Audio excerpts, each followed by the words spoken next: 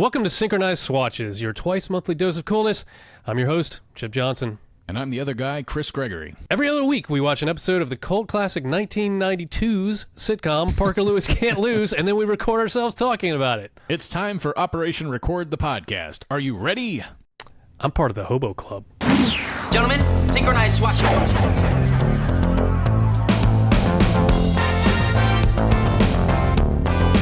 Not a problem.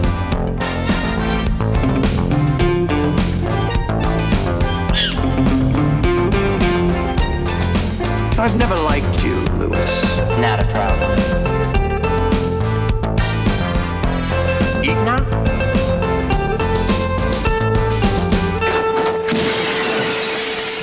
Clean out your locker, you're finished.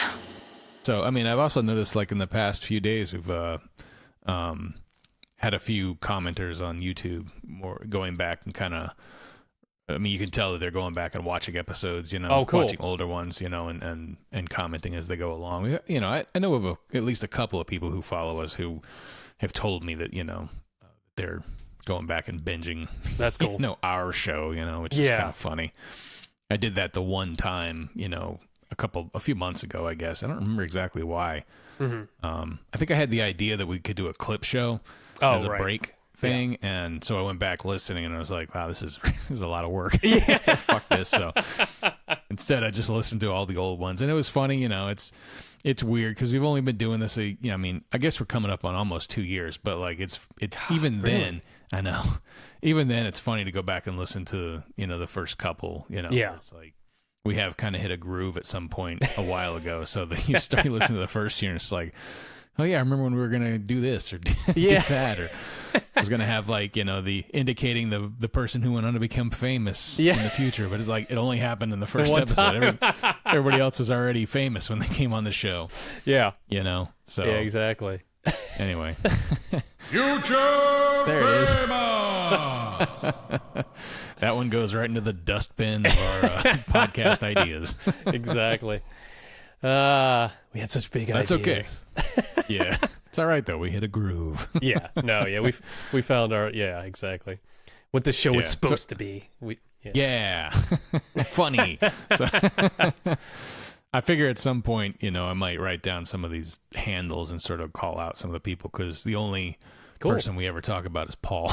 Which is fine because Paul's great and he's contributed a lot and he came on here and everything, but there are some other folks who've reached out to us, so exactly. You're worth name checking a few, but hell yeah. Anyway, so how are y'all getting settled in out there? We're getting settled in. The truck finally came was it last month? Was it just last Monday? No, 2 Mondays ago. I'm losing track of time. June's been a mess. Like, I can't believe it's end of June. But no, we finally got all our furniture, because we were living in the house with like nothing for like a little over a week. But we're still unpacking. There's like boxes off screen here. There's a ton of boxes I still have to unpack. I got some shelving over here where I'm finally starting to organize stuff. But like you can see, like my acoustic paneling that I built is not even hung up, and I've still got so much work to do with like acoustically treating this room, because I'm down kind of like in the basement, halfway underground, I guess. There is a window but up top there, but the sound's not too bad. I guess I'll see how echoey it is once I go to edit this episode, but so far it doesn't seem to be too live. I put a carpet in or a rug in, and with all the stuff in here, it's getting better.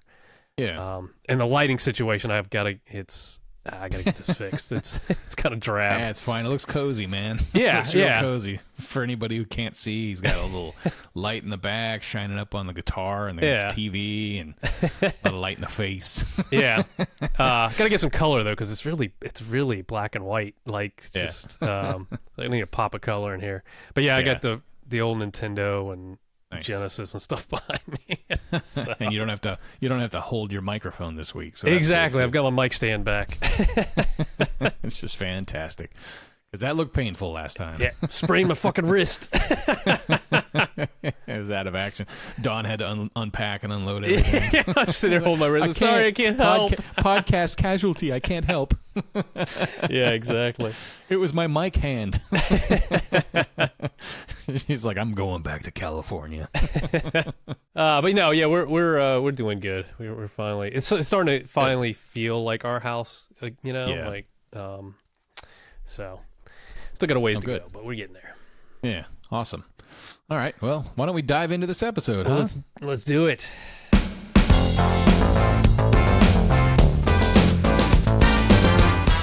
Imminent danger, sirs. Synchronize Swatches, Season 2, Episode 16 of Parker Lewis Can't Lose, Goodbye, Mr. Rips. Or in German, Ein Star tritt ab. A star retires. a star retires. A star retires. Yeah, so this episode aired on January 5th, which was a Sunday, 1992. So we've entered the 1992s. The 1992s. That's what they called it, right? That's what they called those days. Yeah. I was a proper teenager at this point. This episode is written by Renee Palio and Brenda Lilly. This is their third episode. They also wrote A Walk on the Dark Side and Love Handles. Yeesh. Not a great one. This episode was directed by Larry Shaw. This is his first episode, first of many, I believe. I think he picks up quite a few directing credits in season 3. Gotcha. But this is his first one. All right, so here's my episode synopsis for all to hear. Mr. Rips is the best. He's patient, he's protective, he's poetic. All the kids love him. So when Parker plays one too many pranks... wait a second. You didn't watch this episode, did you? Hold on a second. This sounds extremely familiar. Hold up. I think that was my recap for Teacher, which there are many echoes of in this episode, I found at least. So, no, totally. Okay. It wasn't just me. But I guess the main, we'll get into it, but the main reason for leaving is completely different. But right, yeah. But it's a lot of the same stuff. Yeah. But the beloved, impetus for him beloved leaving teacher thing. Yeah. It's the beloved teacher episode. It's another one of those, which is great. I mean, it's fine. Yeah. It's an excuse for a guest star, you know, and a really wild performance from that guest star. So it was a lot of fun to watch. So anyway, that snark aside, let's get into the recap. So for our opening gag this week, it's oral report season at Santo Domingo. Up first, we have Jerry with his poetic introduction for his report on nuclear fusion. I love that because in the way he pitches it, he's pitching it as something very sexual. Yeah. The way, because I don't know, he says something like, you know, a communion on the or I can't remember what it is. I'll put the bite in, but it sounds very sexual, and then he finally says that it's nuclear fusion, and the class is like, oh, they're disappointed to find out that it's nerd stuff. Yeah, he got you. My oral report is about an intimate joining at the most fundamental level, a profound merging. It is nuclear fusion. Yeah, so next up we have Shelley, and on the table beside her is like a bust, like a Greek or Roman bust, you know? Yeah. At least on one side. I can't remember what's on the other side. It might I think it's be like a part of pillar, pedestal. like a little pillar, pillar or something like. Yeah, so she's explaining that she plans to compare and contrast two beautiful pieces of artwork. Then she shoves the bust off the desk, clarifying that she means Luke Perry and Jason Priestley. So there's Shelley's Jerry Priestley love rearing its head again. Yeah, those 90210 kids, man, they ruled the early 90s. Like they sure did. They were the obsession of many a Shelley. many a folk. Yeah, so third up is Kubiak, and he's brought visual aids for his report, which comes in the form of 2 large stacks of pizza boxes, which are actually being added to by somebody while he speaks. And then lastly, we have Frank, who introduces his oral report entitled Richard Nixon, A God Among Us. And I just put a little note in here. I was like, do you have any thoughts on Richard Nixon? What were your thoughts on Richard Nixon at this point, at this time? At this point in time. Yeah, because Frank has a very specific, very authoritarian admiration for Richard Nixon, you know, and it's interesting to me. I mean, this is right before he died, I guess, but all I ever knew him as is like, disgraced president who resigned. That was 100%, like just a corrupt president. You know, the whole scandal with Watergate, and like that's it. It's just like, oh, he's a horrible president. He was corrupt as fuck. He's like the example of like the corrupt politician, right? I mean, that's the way I had that in my head at the time, and for a long time until recently. And now it's like, well, that's been blown out of the water. He pales in comparison. But you can draw the lines between the two of them. There's people that connect the two of those douchebags. But anyway, it's just just that on a much larger scale now. Like it's just. It's just funny as shorthand for Frank is an authoritarian. Or has an authoritarian leanings, is that he idolizes Richard Nixon. Yes. Yeah. All right, so we open this episode in Mr. Rip's classroom. Mr. Ripperton, to be specific. It's his biology class. Yeah. The kids call him Mr. Rips. That's because his lessons rip ass, baby. I found this scene very hard to describe, so I'm just going to kind of go through the notes that I wrote here. But and then we can sort of summarize if you want. But he basically is up there doing a comedy act the entire time. When he first arrives, he steps from behind, from a poster, a poster that says Cro-Magnon Man, and he's got a bone in his hand, and he's got like a really caveman face going. Yeah. And, he's just cranked up to 11 as far as like bringing the humor and the impressions and the goofiness to the classroom. And then V.O. Parker tells us that Mr. Rips is the best teacher in school. Super cool, funny, everyone loves him. We were cave dwellers, and boy, how we dwelled, writing on the walls, inventing a stick. Jeez, those were heady times. Well, nowadays, Neanderthal gets a bad rap. I mean, you say Neanderthal is like a bad thing. Neanderthal bad? Only to the crude and unenlightened. But we understand each other, don't we, Coop? And then at one point he gets right in Coop's face and grunts, and you can see at this point he's got he's sporting an earring, which to me indicates cool teacher. Cool teacher. And Mr. Rips is played by Sam McMurray in a ton of stuff. Like you see his face, I know that guy. He was in Raising Arizona, Drop Dead Gorgeous, National Lampoon's Christmas Vacation. He had a long stint on King of Queens, I think, as like the boss. The boss man at the UPS. Doug's boss. Yeah, exactly. Amazing actor. And this performance, I have to say, man, especially this scene, it's just it's so entertaining to watch him. He just blew this role out of the water, man. Yeah, he's great. And there's another podcast I listen to called the Greatest Generation, and whenever they have a guest actor on it like him, they always refer to him as that guy. And that's I think of all the people we've seen on here, Sam McMurray is like a quintessential that guy in that parlance. Because you're right, like if you see him, when you see him, if you don't recognize him by name, you're like, recognize him. There's that dude. Yeah, exactly. So, he's great in Christmas Vacation. He's barely in it, Yeah. And you're right. He owns every scene he's in this episode. Yes. So definitely a highlight. So the topic of today's lesson is evolution and the necessity for change in order to adapt and grow. Despite the look of confusion on Badge's face, Badge is back, Rips seems to be landing the lesson. Parker tells us that even Mikey is excited by the class, which is saying something. Yeah. And Jerry is actually considering switching his potential careers from NASA to teaching. Quite a career switch. But I love the interaction between Mr. Rips and Mikey, though. Because I think he throws a question to Mikey, or like he's like, Mikey, and he's like, I didn't raise my hand. He's no, but you know the answer. And Mike's like, I don't know. And he's like, and so he's trying to coax it out of him, but he says, he's like, think about it, Mikey. Do you wear the same clothes every? Yeah, you do wear the same clothes every day. But do other people wear the same clothes every day? I just love that call out and the way he just kind of rolls through it. I didn't raise my hand. Oh, but you know this. Think, booby. I mean, do you wear the same clothes every? Yes, you do wear the same clothes every. But other people don't wear the same clothes every day. Sometimes they put on a coat or they put on a sweater because. Ed, give me a timpani. It's cold. The environment changed.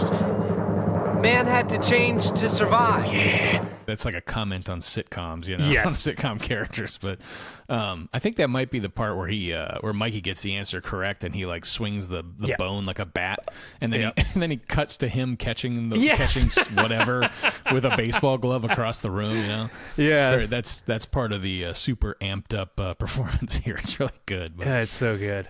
Yeah. So the scene ends with Rips motivating Kubiak to respond to a question by presenting him with a full pizza. And so Kubiak responds correctly, and he tears into a slice of pepperoni pizza at the Atlas Diner. It's a very interesting cut between the two. It's like a cut on the action of him biting into the pizza. But we're in the Atlas Diner at this point, and behind Kubiak, we see in a booth that the Buds are there with their best teacher, Rips. He and Mikey are discussing motorcycle maintenance. Cool teacher. Parker asks if he has found a replacement tailpipe yet, which he hasn't. Unfortunately, he has, but unfortunately they're too expensive. Yeah. So Mikey recommends checking a local scrapyard, and he and Rips decide to go do that together. He says, later, Park, Jer, cool teacher. So then we're in the school office, and Miss Musso is mindlessly stamping documents that Frank has laid out in front of her. Mr. Ripperton enters the scene, and he asks her a minute of her time. Frank points out that her next free minute is in 2 weeks, and Musso shuts him down. She says, there's always time for Jim, and I put, she's probably interested in the gym material. Indeed. All right, so they go into Miss Musso's office, and she congratulates him on the letter she received from the Kubiaks, commending him on Coop's progress in the class, and then she unfurls this letter, which is a scroll of cave paintings. Yes, of course. Which is even funnier if you think about Coop's parents from the first season. Yeah. You know, I was thinking about that. Mousy little people, but they still have to do cave paintings. It's funny. Oh, God. Mr. Rips tells Grace that he and his wife Bonnie are expecting another child. Mr. Rips fucks. Cool teacher. Times are tight financially, and the addition of another child will only tighten them further. He's been offered a job outside the education profession, and he has decided to take it. So then we cut back to the school office, where we see Miss Musso and Rips exiting her office. And she's in full mourning garb, even dabbing at her eyes with a tissue. That's great. Yeah.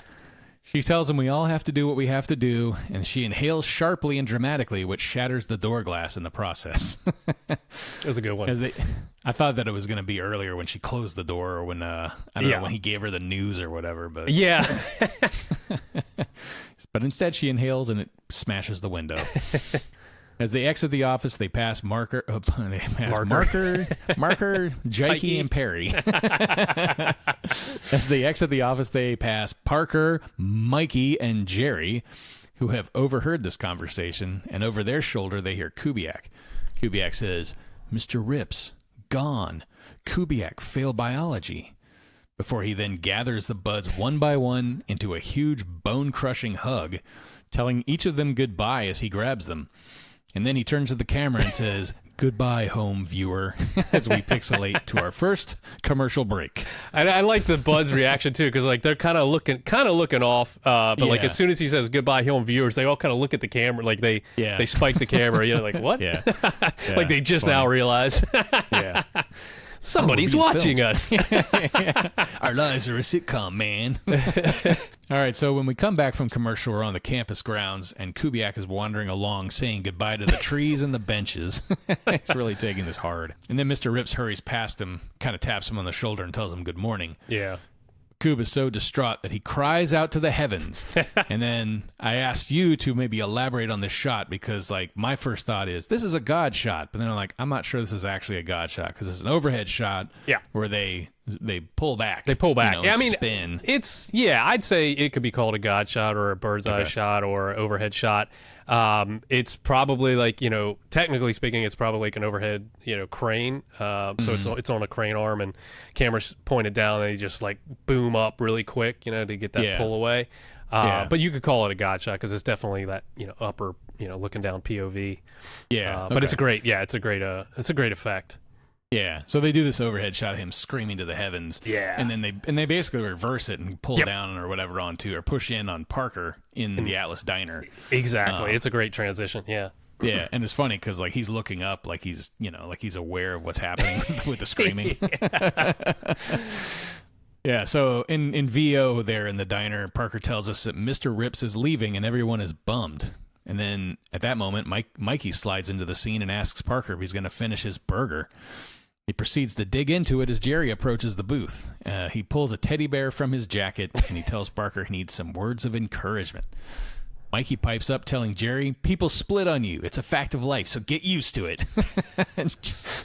So jaded. Someone's got some trauma. Yeah. Because, I don't know if I conveyed it very well with my words, but he does not seem to give a shit about this. He's just like, are you going to finish that? Yeah. But yeah, so Jerry thanks Mikey for his help and proceeds to tear up. Parker asks Nick, whom he refers to as the resident non-resident, how Mr. Rips could just up and leave. Nick suggests that after 10 to 12 years, maybe it was time for Mr. Rips to move on. Parker corrects Nick. It's been 18 years. Nick then tells him that doesn't exactly qualify him for the Hobo Club. I love that line from Nick. Yeah, the Hobo Club. Because Nick's part of the Hobo Club. Right, yeah. Yeah, he's like the hobo on the show. He is. The resident non-resident. He's literally dragging his feet across the railroad tracks. Yep. Came walking in with the help wanted sign. Might as well have had like a tin can and a fucking hat with a top popping off. Those little half fingerless gloves. Yes. The stick with the freaking bandana holding his belongings. What is it called? A bindle? A bindle. Yeah. It's walking along the tracks with his bindle. Oh, God. His 5 o'clock shadow and his makeup around his mouth. I'm getting confused with a hobo clown at this point. Yeah, I was going to say he was mutating from just hobo to hobo clown. Yeah. Yeah. All right, man. so anyway. Hobos are fun. Hobos are great. So anyway, we're back at the hallway in the school.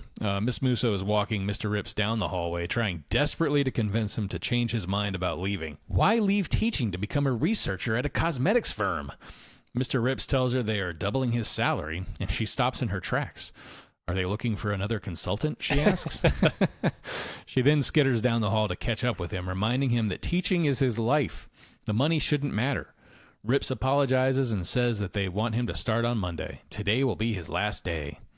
Did he say that? He said today will be his last day, right? I think so, yeah. Okay. And then I love Miss Musso's because she has, when she talks about teaching being like, she's like, your life is teaching, not achieving breakthroughs in Misty Mauve. Yeah. Misty Mauve. She's got all the colors memorized. And also, like, when they kind of like stop at the, at the climax of the scene, there's this humongous Just Say No poster behind them. Did you notice that? It's No, like so freaking glaring. It almost steals the scene because it's like right between their two faces as they're facing off. And just behind there's a huge black and white poster. Just say no. It's just like, good Lord. Welcome back to the 90s, everybody. Yeah. Welcome back to the 1992s, everybody. The 92s. The reason why I got hung up on the today will be his last day thing is because I know it's not, because there's multiple days of class after this. And then later on in the episode, he says, tomorrow is my last day. So maybe he doesn't say it here then. Maybe he just says they want him to start on Monday and this could be earlier in the week. Yeah. That might have been a transcription error on my part. Yeah. I'm so sorry. Why don't you play the little drop there? We're so sorry. Wow. Did it stutter for you? It stuttered for me in my cans. I don't think it stuttered. It might have just been a connection issue. We'll find out. I mean, there's definitely an echo on that thing. We're so sorry. No, didn't do it that time. This is all scintillating for people listening, I'm sure. Yeah. All right, so she tells him he can't turn his back on Santo Domingo. Think about why you became a teacher. And then we flash back to Santo Domingo High School in the 70s. Porn music begins to play. And I made a note here that my voice notes app censored the word porn. What? Yeah, when I went back to type up the notes I took the other night, porn was starred out. It was what? Like P star, yeah. Come on. I don't remember saying pussy. What the hell? Oh, porn. Come on. What the fuck? Oh, that's funny. Yeah, it's ridiculous. Anyway, so the hall is full of flower children and hippies. And this must predate 1973 when my cursory Google search indicated the hippie movement had more or less ended. I have to say, though, this show definitely blurs the 60s and 70s. That's true. Yeah, you're right. Yeah, because, I mean, if she graduated in 1970 from high school, presumably she did at least a 4-year stint in college. So maybe it's 1974 or something. Yeah. You know, or maybe Santo Domingo didn't get the note that the hippie culture was gone by 1973. I don't know. I mean, there were hippies when we were kids, you know. So they were very old, but... so it's Miss Musso's first day. And as she walks down the hallway filled with optimism and light, a student bumps into her and scatters her books. And she shrieks at this student in a very Miss Musso way. Yeah. And then squats down to collect her books. A voice from above offers a large, by her estimation, hand. And she says, groovy. She loves her large hands. Yes, she does. And she mentions it at least 3 times in this episode. Yeah. Grace introduces herself as the new home economics teacher. This is her first day. Mr. Rips introduces himself as Jim Ripperton, biology. Musso tells him she practices biology as much as possible. Just put nasty Miss Musso. Miss Musso's voice notes would be so censored. Yeah, exactly. Just a bunch of stars. Yeah, with the occasional consonant in there somewhere. She tells him that she plans to get married and have a huge family. That whole thing kind of made me sad, considering where she's at in life. Not that it's a problem that she's there, but the fact that she wanted to have a huge family, and then 20 years later she's still searching. Anyway, as soon as she finds the right doctor-teacher person, which is another one of those great Melanie Chertoff stuttering things. I love that. She pulls that off so well every time. She does. Just then the bell rings, which startles her. She's not sure she's ready for this. Rips tells her that this is a great challenge. They will be shaping young minds, changing kids' lives. He tells her she'll be great at it, and if she isn't, she can always become a principal.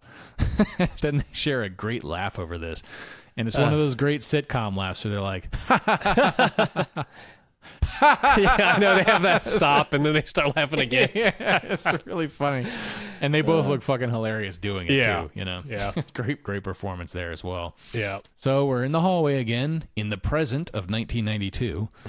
Miss Musso asks, whatever happened to that young idealist? Rip says, for one thing, he stopped dressing like the Jackson 5.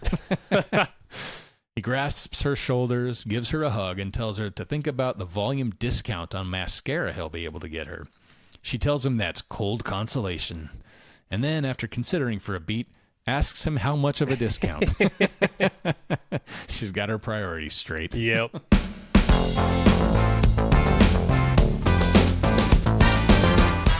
I know a commercial break is a long time, but you've got to try and remember. Rips is back in the classroom working his routine with the students as Parker observes through the door glass. The bell rings and the class departs. Parker tells Mr. Rips how bummed everyone is and asks why he's leaving. Rips tells him it is personal. Throughout this conversation, they are interrupted by exiting students to the point that Badge derails the entire conversation. Yeah. He tells Mr. Rips he didn't quite follow that whole mitochondrial thing. Rips tells him to stay after 7th period and they'll go over it. The bell rings again and Mr. Rips has to shut Parker out so he can start class. And then I just described the next scene as the staging ground classroom. Yeah. Because Parker enters this classroom and it's filled with posters and balloons and other celebratory accoutrements. It's almost like a campaign headquarters kind of thing. Yes, exactly. Yeah. That's exactly what it looks like. Yeah, because there's students on phone banks. Yeah. And there's what appears to be Mr. Rip's merchandise available. Yes, and posters. And yeah, the poster that says, win one for the Ripper. Yeah. That's pretty funny. It's a classic high school bake sale without the bake. Jerry lays out a map of the school as they work on their strategy to keep Mr. Rips at the school. Jerry points out where to set up flyers, posters, marketing materials, and of course, where the Tang emergency stations are.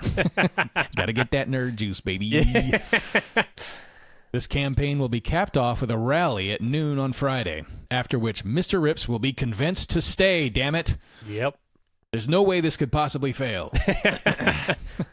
So back over in Miss Musso's office, she's crying over a framed photo of Mr. Rips, asking, why? Before installing it on the wall under the Teacher of the Month banner. And we see that every other photo on the wall is Mr. Rips. Yep. Cool teacher. It reminds me of that Simpsons episode where Homer wins Employee of the Month, but every other picture up there is Smithers. Yeah. It's the same kind of thing. So Frank enters and consoles her, telling her to get a hold of her unbridled emotions. So maybe consoles her isn't the right way to describe that. Yeah, no. Without her, he says, the school will descend into chaos. Besides, there is an applicant to interview. Miss Musso tells him there are plenty of exceptional pedagogues in the offing. Enter Albert Einstein. I think he's holding his Nobel Peace Prize or something too. Yeah. Or something. Why bring the resume when I have this? And apparently the ability to come back from the dead. Perfect German accent. He says, "Nice to meet you, Miss Musso." Before she gives him an immediate thumb, launching him right back out of the room. "Not qualified," she shouts. Jeez. Back over in the hallway, V.O. Parker explains how adults are always telling you that you can make a difference. Until now, he didn't believe that. That's pretty sad. Yeah, I know. Adults are full of shit. Yeah. Even when he was a kid, he's like, "I don't think so. It's a cold world and you're on your own." Accept your lot in life. All right, anyway. He's starting to feel very confident about this project, however. He and Mikey watch as Jerry hands out flyers.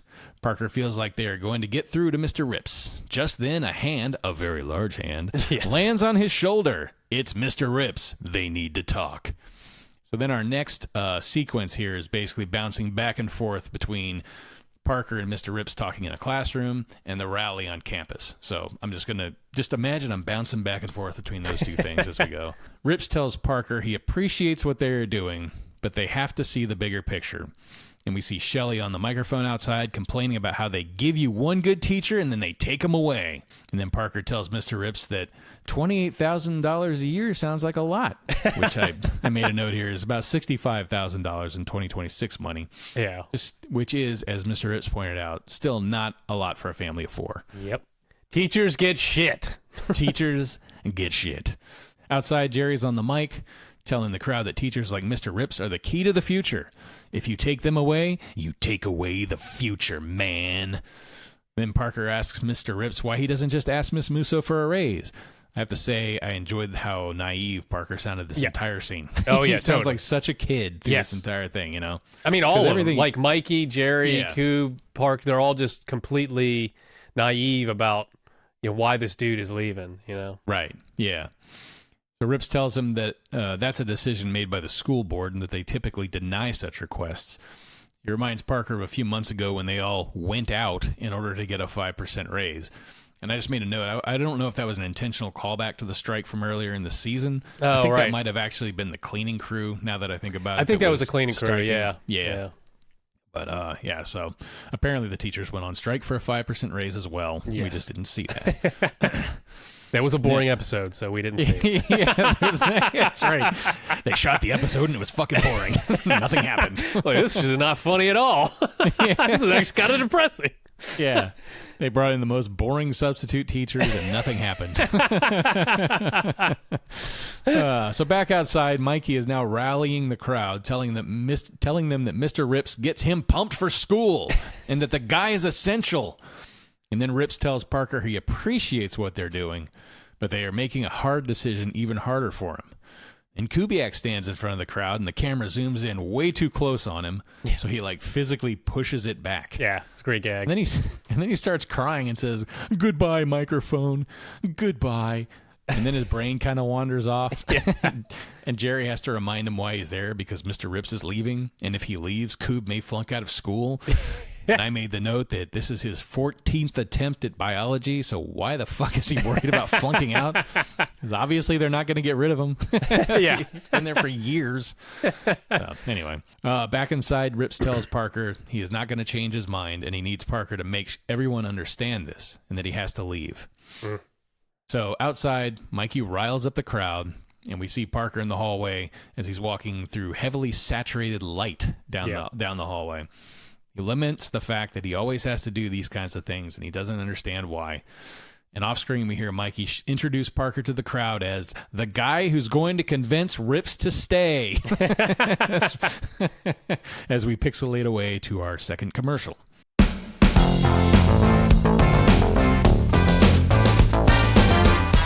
You guys were dangerous dudes, huh? When we come back, it's post-rally.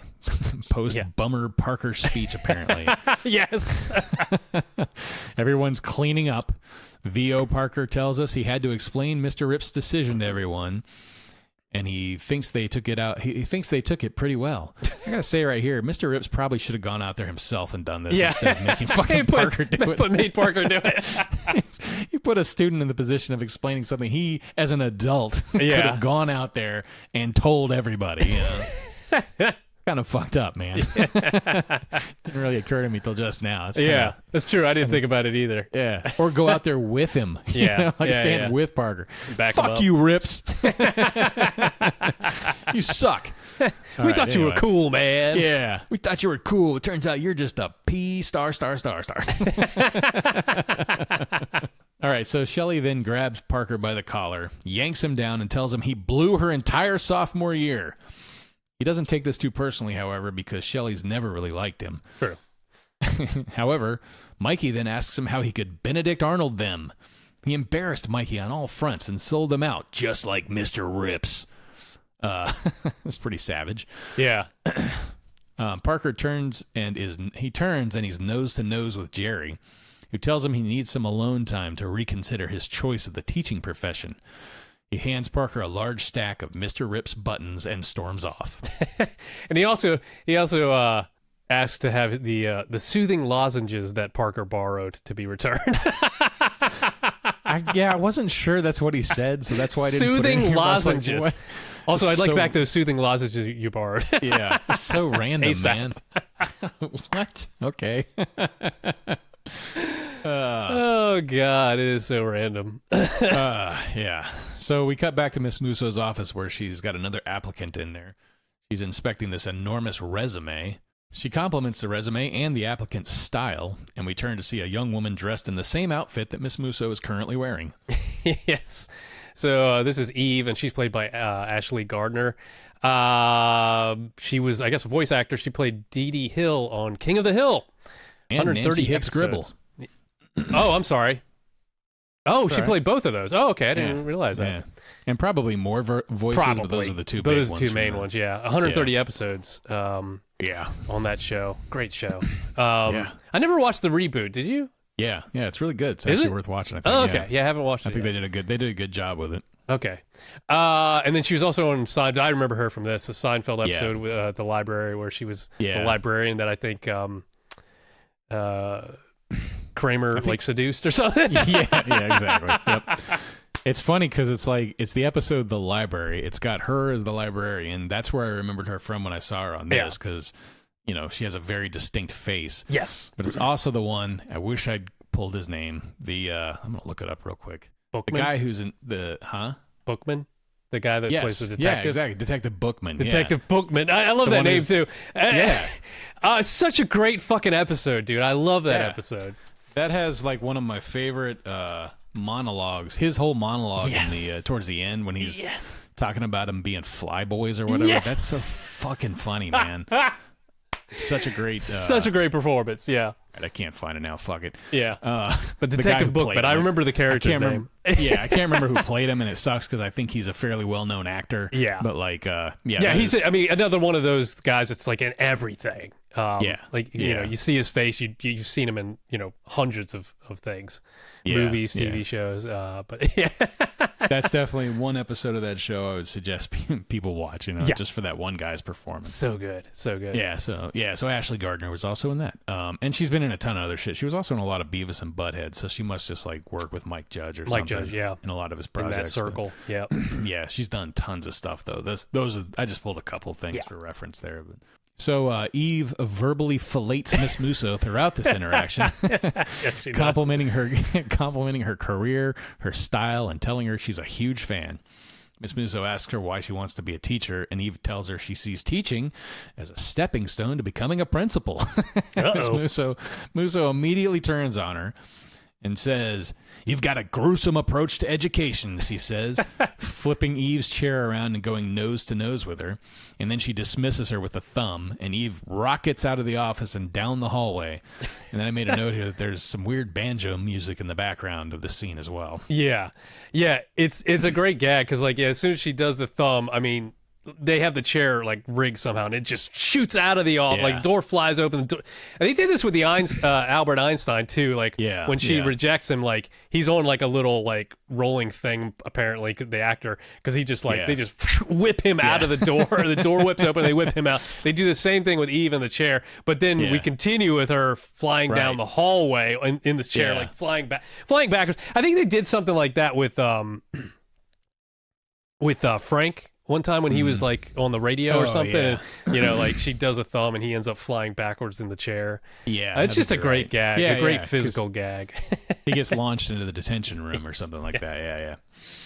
Yeah, it's great. And as you noted, she goes rocketing down the hallway, and she goes right past Mr. Rip's door.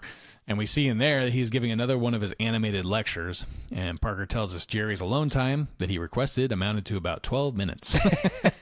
There's a record for Jerry, apparently. Yeah.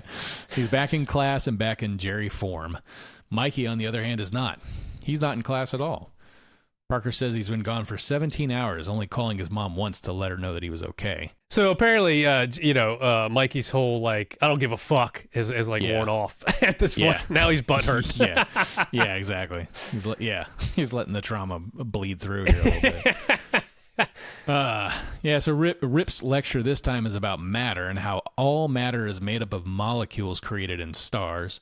Each of them may contain molecules that once made up dinosaurs or even Caesar. He asks random. He asked the class for suggestions of whose molecules they think might comprise them. Kubiak raises his hand, but then he just asks if Mr. Rips is still leaving. Yes. Tomorrow is my last day. This is very hard for me. I'm going to miss you all very much. More than you'll know.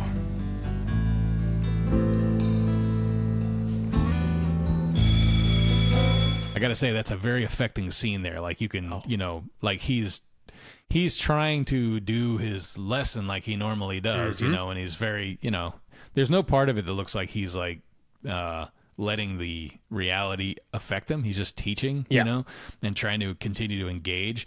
But just like Kubiak is so sad when he asks that, and hearing that, his response to it is also so sad. It's very well acted. It's a very well acted exchange. It's a great scene. I mean, and again, this was my note from later down here, but it's like Sam McMurray's performance is so fucking good because, like you say, he's giving that energetic lecture, but it's turned down like a notch. It's very subtle, but you could tell he's trying to be that until the very end, be that like energetic, cool teacher. Yeah. And he's doing, the way he's talking and gesticulating, but it's just Sam's turned it down just a notch. Yeah. So it's not that hyper, not quite as hyper as that first scene. So it's like it's so subtle of a touch though that I was like, man, it's such a great scene. Yeah. And then once Coob asks, then it turns like completely like, melancholy. Right. Yeah, but it's just that subtlety in his energetic performance this time was just like, I was like, man, it's so well tuned. Yeah. Yeah, absolutely. Yeah. Yeah, because I mentioned here that he tells him that it's very hard for him, and he's going to miss them all very much. And I just made the note that that's why you cast a guy like him, because he can do that super goofy, funny shit from the first scene. Yep. And then you come to this one, and it's genuine drama. I mean, it's like you said, the performance, his ability to like dial it back from 11 to 10 to like 2, and then say something like, it's very hard for me and I'm going to miss you all very much, and have it be believable and not goofy. It's great. It's a really excellent scene. Hell yeah. Tugs at the heartstrings, people. Yeah. But mercifully, the bell rings here and the class is dismissed, and Parker hangs around afterwards to violate rule number 1 of the best friend code. He tells Mr. Rips that Mikey cut class. Rips asks if he's all right, which which Parker confirms, but they don't know when he'll be back. He asks Mr. Rips if he has any idea where Mikey might be. And then he kind of looks off, and then we cut to Junk Heaven. Junk Heaven. Yeah. There's a sign behind him on the wall. It says, Junk Heaven. Rip stands in the middle of a scrapyard called Junk Heaven, visible to the audience through a broken side mirror. I think there's also like a rim or something just on the left side of the screen. It's an interestingly composed shot of him. You get that feeling like you're there watching him in a place where he shouldn't be, looking at him through the broken shit and all that. It's interesting. But yeah, it's great. It's a great As setup. he scans around, he fails to see Mikey. And as he turns to walk away in defeat, he and we hear some diegetic guitar soloing. Of course. Rips turns and approaches the shell of a vehicle and finds Mikey inside playing his guitar. He asks Mikey if he's come across a tailpipe for a 68 Harley. Mikey doesn't respond. He tells Mikey he just doesn't want to understand why he has to go. Mikey tells him he gets it. He knows a lot about people leaving. Rips tells him he understands that and that he's angry he has to go too. He's angry he's being forced out of a job he loves because teachers get paid crap. And I just said, cool teachers would have said shit. Yes. He makes this half-hearted joke about teaching going the way of the Cro-Magnon, call back to the lesson from earlier in the episode. Yeah. He tells Mikey, but he tells him he has to go at this point, and he says, I guess this is goodbye. Mikey nods, and then he tells Mikey, I'll tell everyone you're okay and you're living in a junkyard. It's very subtle manipulation. Yeah. You're living in a junkyard. Yeah. Rips leaves as Mikey plays a few more notes and sets the guitar down. So back over in Mr. Rips' classroom, Larry stands before the chalkboard studying a drawing of a microscopic organism. I believe they name check it. I couldn't hear what they fucking said, and I didn't bother trying to write it down. So yeah, I don't know if you wrote it down. But yeah, I can't remember. I didn't write it down. It looked like a fucking amoeba, but I don't know what the hell it was. So. It was some kind of like one-celled organism or something. Yeah. Yeah. So he's standing there at the chalkboard staring at this drawing, and Jerry enters and asks if Rips is there. Coob tells him he is not and says, no one talks to Coob the way Rips did, making him want to learn. Coob can't figure the funny blob on the board, and Jerry reminds him that they just studied these things and that Larry even answered a question correctly in class about them. Coob concludes that he is just a dope because he doesn't remember. And as he's walking away, Jerry stops him, grabs a piece of chalk, and breaks into his own brand of comedic acting.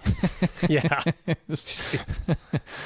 Explaining what was on the board, eventually drawing out an explanation from Kubiak, and proving that he still retains the knowledge. Coob is so happy he uses his force powers to pull Jerry into an enormous bone-crushing hug. He almost draws him in like gravity. Yes. That's exactly what it is. Caught in his gravitational pull.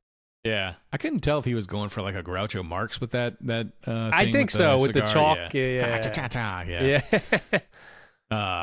Yeah, so anyway, we're back over in Miss Musso's office, and a visibly upset Musso accidentally drops the folders and documents she had been carrying. She squats to pick them down. A set of hands enters the frame to help. Naturally, she comments on the hands and introduces herself as Ms. Grace Musso, principal. The hands and the man introduce themselves as Roger Wilkes. He's here to apply for the biology position. Upon request, Wilkes produces a resume the size of a receipt. I think the copy that says resume at the top takes up about 30% of the fucking sheet. And there's like some tiny little print under it. Yeah. And she's carrying it like this. So I know. It's just like this, holding this tiny little piece of paper. It's very emasculating. Yeah. This isn't very big. Anyway. Grace, unimpressed, begins to dismiss him, but he stops her just as she cocks her thumb. Yeah. He asks her to give him a chance. He wants to be a teacher so he can shape kids' minds and make a difference in their lives. As some 80s fucking high school movie guitar starts to pluck away, Musso says, "You're kidding me." He says, "I guess I sound pretty idealistic, huh?" And she says, Yes, you do." And then she uncocks her thumb and invites him to sit and tell her more about himself. And this music basically lasts for the rest of the episode. And it is very 80s high school movie with kind of a slightly melancholy end, I guess. I don't know. It's just very 80s. not bad. Just No, yeah. It's very very much of a piece. It fits the vibe for sure. Absolutely, yeah. Yeah, so anyway, we're back in the hallway now. And the time has come for Mr. Rips to leave. He is swarmed by students patting him on the back and seeing him off. They're lining both sides of the hallway as he's slowly moving. This also fits the music, as he's slowly walking down the hallway. And in typical movie and TV fashion, he stops to talk to no one but the main characters. Yeah. There's like 40 kids in the hallway. And no one else matters. Everybody. Yeah. It's like fucking Dorothy leaving Oz or whatever. Yeah. Just only the people I talk to in the episode. None of the rest of you get lines. This 80s music swells as we pan to see Parker standing beside the goofiest looking Dorcas ever. I know, man. This guy fucking stole the scene from his intense non-acting. Sure did, man. Yes, he did. Intense non-acting. He's just was sitting all there. I could see. He's like sitting there with his hands like... Yeah. Like just Chip is currently standing there with his hands in front of his body. I need a wider shot to show how this dude was standing. But like I mean, I'll put a shot of him up there, like a freeze frame of him. But it's like his hands are down at his sides. He's like frozen, and he's just like the most non-acting I've ever fucking seen. Yeah, and every single shot he's in, he's like that. So bad, and it's just like it draws the eye. It's so bad. Yeah. He stands out so much that I kept expecting there to be a joke related to him. Yes! He's standing right next to Parker, so he's standing next to the lead of the show. Yeah. He is a very pretty looking man. Like if you look at this kid, he's an attractive guy, but they put glasses on, like Dorcas big glasses ass from the glasses, 80s on. Yeah. And like you said, he's standing very awkwardly, but the look on his face even is just like, huh? Yeah, that's what I mean. It's just this real, complete, like, vacant, just, I don't know, man. It's just like, I there's want to know who this guy was. Yeah, who was nobody this guy? home. Like, I don't know. Like, what was his motivation? Yeah. And Who you're must right. talk to this man? It's nothing but non-acting, because I think I point out again later that he shows up. But like, I think when Rips is talking to Parker in a couple minutes, the kid just sort of like turns and he's like staring at them. And it's just like the same kind of, there's nothing going on there. It's really funny. You're right. He So much so that it's distracting. Yeah. Oh, God. So V.O. Parker tells us Mr. Rips is leaving their lives. Rips and Musso give each other a big hug, and then Frank steps forward for a hug. But Rips kindly nods at him and continues along. It's like, no thank you. Yeah, I know. It just blows him off. Yeah. So then Rips steps to Kubiak and offers him a handshake. Kub instead pulls him into an enormous hug, which snaps him in half, and he falls out of the frame and then pops back up, shaking his head around and shaking himself back to coherence. Yeah. And I made another note here. It's great physical comedy, and it's another reason why you cast Sam McMurray, because just the way he plays that is just, it's great. It's over the top. It's funny. So Rips and Shelley exchange a super cool low five and thumbs up. And then he goes over and shakes hands with an enthusiastic Jerry, thanking him for the unique going away present, the periodic table of elements placemats. Isn't that what it was? Yes, it was. Table? Yeah. What I wrote here makes no sense. It was a periodic table, not the period table. Oh, period. Anyway. I didn't even notice that. My brain filled in the rest. Yeah. Period table placemats would be completely different. Yeah. Yes, it would be. Like, damn, Jerry, gross. All right. Rips turns and smiles at Parker and presumably the Dorcas. Yeah. He shakes Parker's hand and ignores the Dorcas, and not a cool teacher. The Dorcas does not ignore him, though. He's just, like I said, he's just staring at this interaction the whole time. Oh, God. He tells Parker that what he did took a lot of bravery. Could have helped him out there, Rips. Parker tells him they'll never forget him, even though we just met him 22 minutes ago. Yeah. Rips asks Parker to tell Mikey goodbye for him, but then Parker glances down the hallway and says, "Tell him yourself." At the end of the hall, we see Mikey carefully removing the tailpipe from, I presume, his own 68 Harley. Hopefully. Yeah, just lifting it off someone's bike. Mr. Loopman's like, "You son of a bitch!" Yep, that would be perfect. Yeah. Oh, man. So anyway, he pulls this thing off and carries it over to Mr. Rips in a towel and hands it to him. Mikey and Rips share a look of acknowledgement, and Mr. Rips heads for the exit. He pauses, turns, and smiles like a character we've known for 2 seasons as everyone waves to him. He then walks away to his new life in the world of cosmetics. Shortly thereafter, we're back out on the campus as Shelley hounds Mr. Wilkes as they pass through the quad and pass Mikey and Parker. Mikey and Parker then pass Jerry and Kubiak, who are seated on a bench studying together. Mr. Rips was right. Matter and what really matters can't be destroyed. His energy and spirit are going to be with us forever. Which is awesome, since we've never met him before. So then we go to our credits epilogue, basically. Koob and Jerry are still seated on the bench studying. Jerry asks Koob what the smallest country in Europe is, I believe. I can't remember if he said Europe or Eastern Europe. Yeah.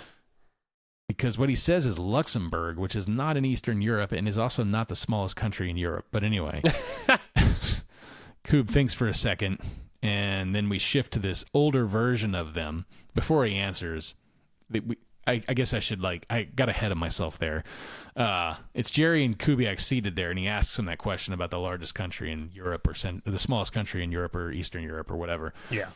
Kubiak thinks about it for a second. Then we shift to the future. Yeah. And we see an older Jerry seated at the bench with a young boy, and the boy is the one who says Luxembourg, so maybe he's just a dumb kid. I don't know. But... Or maybe he actually asked him a different question in the future. Yeah, that's true. You're right. So he's not answering the same question. We'll just give the maybe Koob, so. We'll give maybe so. the Kubiaks the benefit of the doubt. Yeah. Can you imagine if that was the case? They just decided that it was a different question but didn't bother telling the audience. What? Okay. Anyway, older Jerry congratulates him and tells him he's beautiful, just like his father. Then tells the kid that he used to tutor his dad, and the kid responds, "Eat now?" The end. And I think we have the same actor back that played the older Jerry in. Is it? Okay. What episode was that? I believe it's the same actor. Jerry's first date. Yeah, I think it was Jerry's first date, right? Where we had those. Either that one or. Yeah, it was Jerry's first date. Yeah, it was that one. Yeah. Yeah, so, yeah. Eat now? Anyway.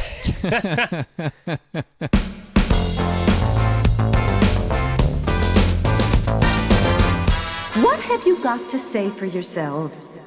Well, I love this episode, man. It's one of my favorites. It's just a very fun episode. It doesn't have any lulls. Sam McMurray, again, another great guest star. Yeah.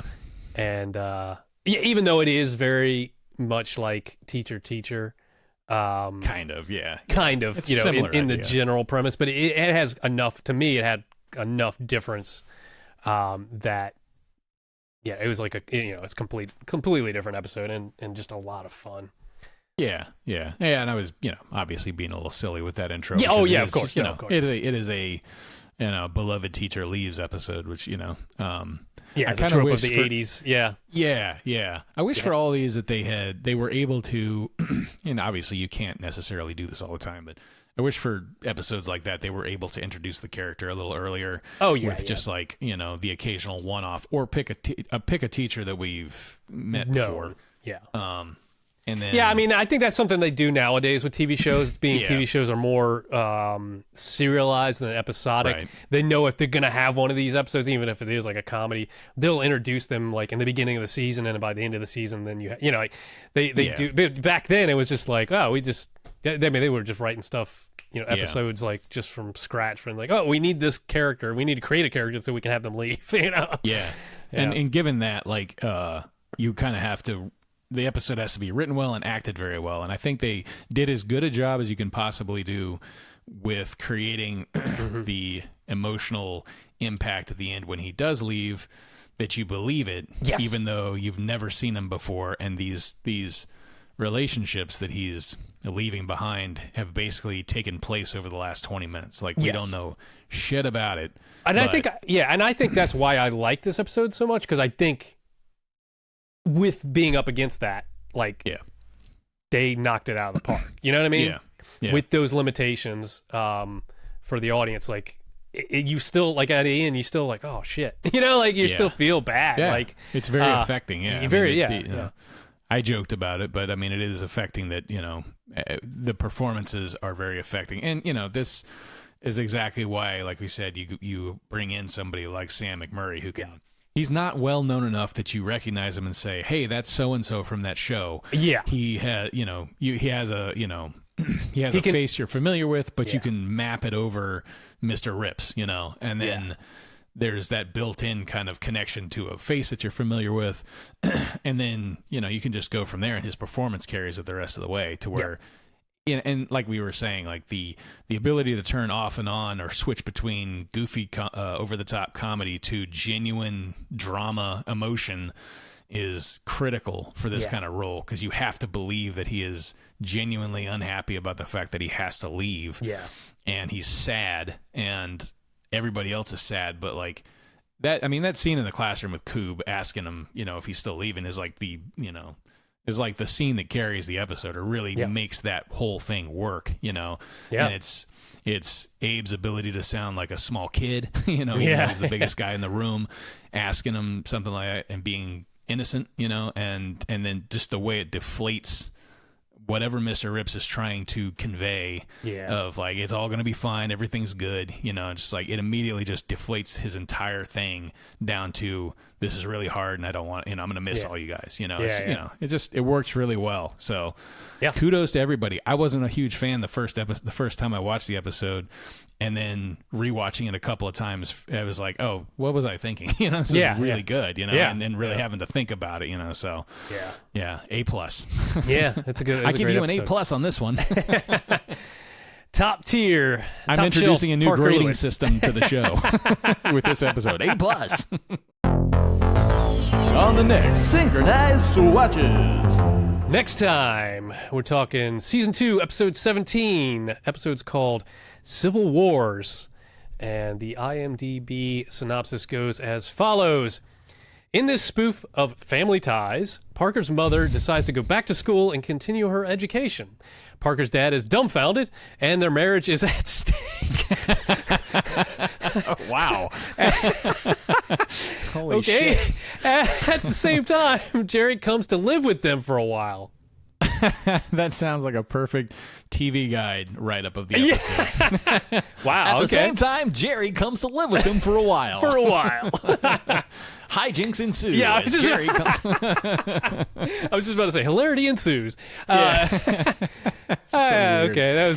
that wasn't a bad synopsis. No. It was very short and to the point. It was just funny nice that and pithy. Yeah, exactly. It was. I think it was well done. It was just funny. It just caught me off guard because Parker's dad is dumbfounded and their marriage is at stake because the wife is going back to school. Yeah, that doesn't sound like a parody of fucking Family Ties. No, I was just thinking about it too. Supportive. It's been a while since I've watched Family Ties, but was that? I don't know. Yeah, I don't remember Dad Keaton ever getting upset about Ma Keaton doing something. Yeah, you should be in the kitchen, damn it. Yeah. It's probably Alex P. Keaton saying shit like that. Yeah, exactly. Oh, he had a thing about Nixon too, didn't he? Probably. I mean, I think that was his whole his Alex shtick, Keaton was like, that was like his hero was Richard Nixon. I think he had Reagan. I think he had a picture of Nixon like in his bedroom or something. Yeah, he was a Reaganite. I remember that. Yeah, he definitely was a Reaganite. And his parents were hippies in the 80s. Yeah, I know. So there you go. It all comes back around. You've been listening to Synchronize Swatches, your twice-monthly dose of coolness. Hey, Chip, I know people are listening to this, but what if they want to see our value-priced visages? It takes all kinds, I guess. But if you're so inclined, we're also on YouTube. Head on over and subscribe to our channel at Synchronize Swatches. That's where we post all of our episodes and all of our bonus content. Hey, did you say boner content? No, I said bonus content. Mini episodes, interviews with cast members, and the occasional apology for all of our many fuck-ups like right now. Well, I'll tell you, that's a hell of a thing. Now, if only there was some way for people to watch the Parker Lewis Can't Lose episodes along with us. There is, you magnificent bastard. Plex TV and Roku TV are currently streaming all 3 seasons of Parker Lewis Can't Lose. Hashtag... I'm not going to say hashtag. Say it.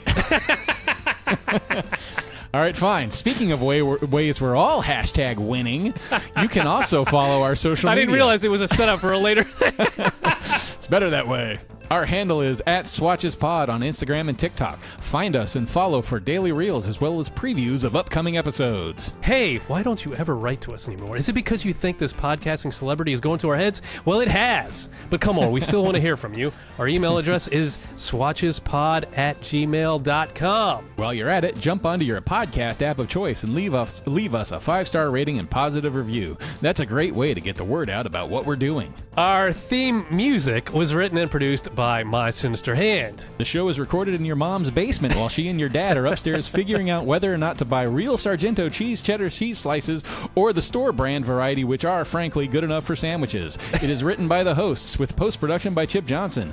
Chris Gregory insulted a thin-skinned wizard and is therefore cursed with management of our socials. Indeed. Special thanks to Paul Coates for all of his German title insights. Danke, das du ein Freund bist.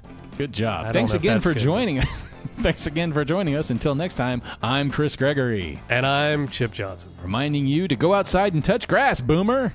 Fucking boomers. My friend Jerry said you guys were going to do something really neat today.